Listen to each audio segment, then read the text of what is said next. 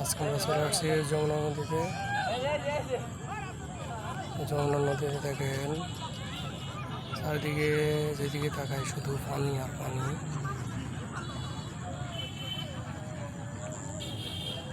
দূর দূরান্ত থেকে অনেক লোক যমুনা নদীর প্রাকৃতিক দৃশ্য দেখতে আসে।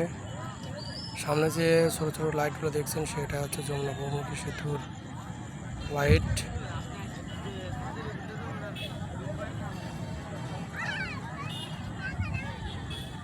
এটা হলো সিরাজগঞ্জ কসবার দিনের সন্ধ্যার প্রাকৃতিক সৌন্দর্য বলতে পারেন।